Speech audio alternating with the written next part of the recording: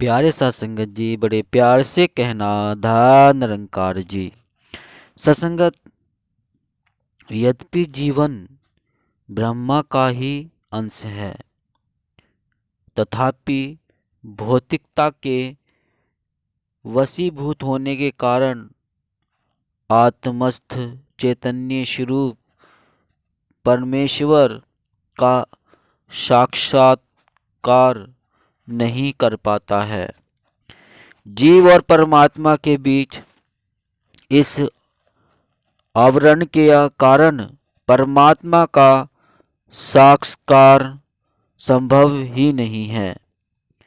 भौतिकता के इस आवरण को हटाने के लिए एक शक्तिशाली माध्यम की आवश्यकता होती है। यह माध्यम कोई और नहीं, सद्गुरु ही है। पूर्ण सद्गुरु समर्पण भाव से शरणागत जिज्ञासु का ब्रह्मा से नाता जोड़कर ज्ञान की ज्योति जलाते हैं और अज्ञान तिमिर से गुरु सिख का हृदय सहज ज्ञान के आलोक से आलोकित हो उठता है। सत्संगत, साथ ही उनके सानिध्य से हमारे अंतस में वह ज्ञान प्राप्त होता है जिससे हमें भौतिकता से दूर रहकर जीवन की वास्तविकता का बोध होता है। सत्संगत, जिसके मन में गुरु वचनों पर विश्वास नहीं, उसे सुख और शांति स्वप्न में भी सुलभ नहीं हो सकती। जो लोग सदा सद्गुरु की शिक्षा को जीवन में धारण करते हैं, उनका जीवन सफल हो जाता है।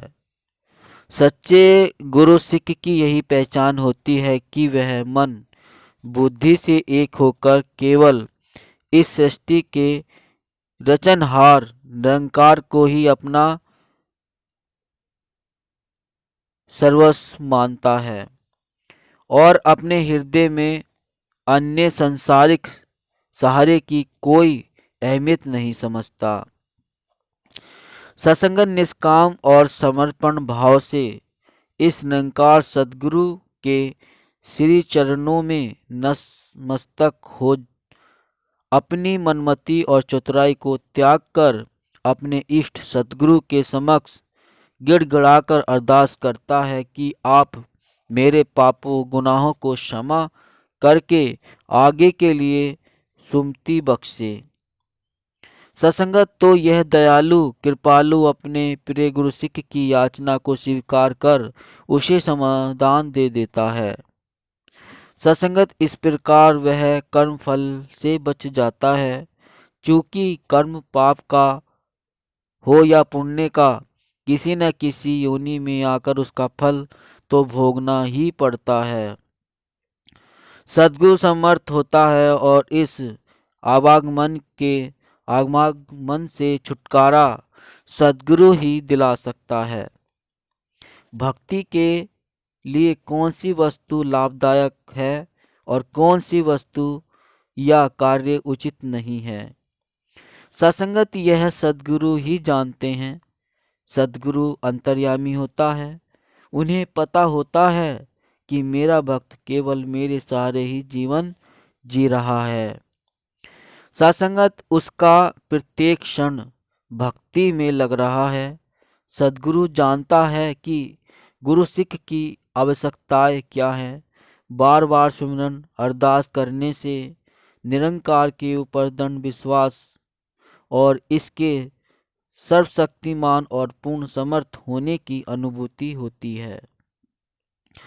सत्संगत, भक्त को धारा, धाम, धन, संतान, विद्या व पद उपाधियों का मद तथा शारीरिक बल व लावण्य पर चित्त को नहीं भटकाना चाहिए। सत्संगत, इसके लिए भक्त को संयम की आवश्यकता होती है। अपनी दृष्टि चित्तवृत्ति को वास्तविक लक्ष्य पर केंद्रित रख पाना गुरु की कृपा से ही संभव है। इस प्रकार वह भौतिकता के द्वारा छला नहीं जाएगा।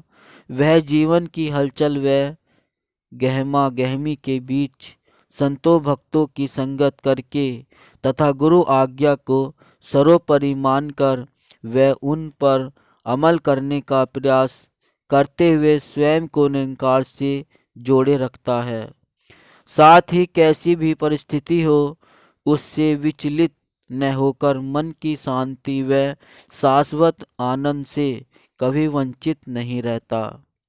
इस प्रकार कहा गया है कि संत संसार में रहकर भी संसार से न्यारे रहते हैं। इस भौतिक संसार में रहकर इंसान को दो बातें नहीं भूलनी चाहिए, एक सद्गुरु, दूसरा निरंकार परमात्मा।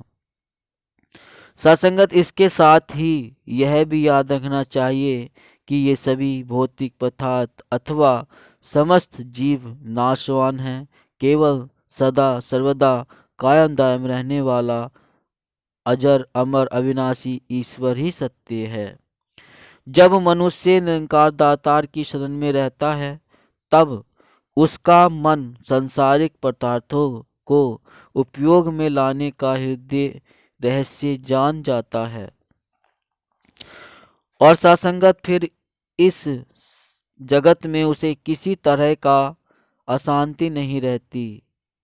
जो भी उसका कर्म क्षेत्र होता है निरंकार प्रभु प्रदत्त कार्य समझकर और उसे गुरु सेवा मानकर संतुष्ट रहता है।